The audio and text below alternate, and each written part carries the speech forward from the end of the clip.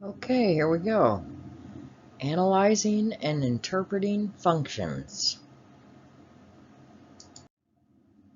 Let's take a look at this graph.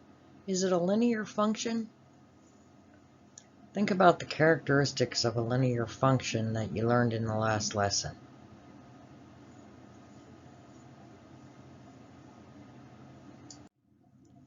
Okay, well, when we analyze it, we see that the savings start with a balance of $50, and that's right here. That's also the y-intercept. Each month, the savings total increases by $50. And if I plot some points and I make a table, I can see that that's true. So remember that a linear function has to have the same rate of change in the y values as it does the same rate of change in the x values. The rate of change here is 1 each time, and the rate of change here is 50. So with a y-intercept of 50, and we can look at the slope and say that, take this point right here, it goes over 1, up 1, over 1, up 1, so a slope of 1, then my function is going to be y equals x plus 50. So it is a linear function for the interval of x greater than or equal to 0.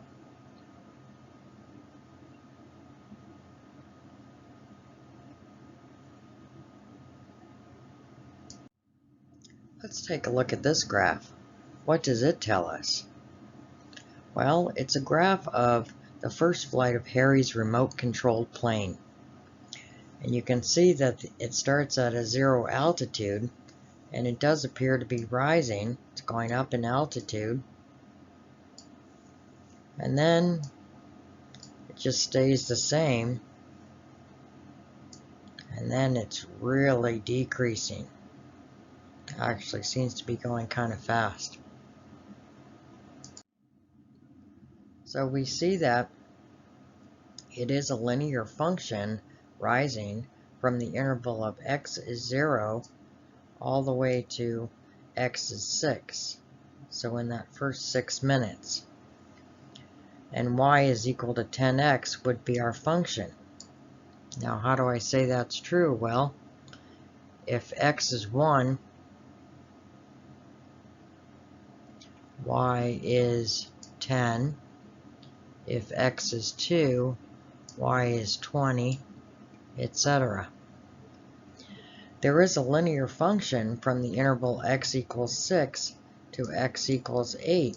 In that interval right there, even though y doesn't change, our function would be y equals 60. The plane remains at the same altitude, but a horizontal line is a function, and it is a linear function.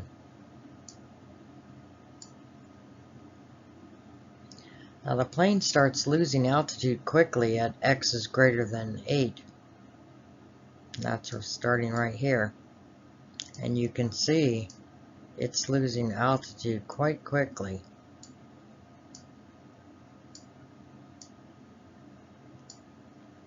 It's starting to go faster and faster until it hits the ground. But this is a nonlinear relationship, and we can see by looking at it, although we could make a table of these points, we can see by looking at it that the rate of change, it gets increasingly faster. So since the rate of change is not equal as we're going down, then we know that it's a non-linear relationship. So it's a non-linear function. It may be a function, but it's non-linear.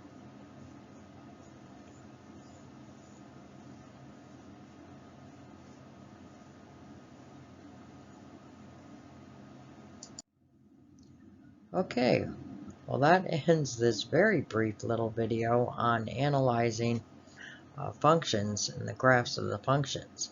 So enjoy the activity, see what you can do.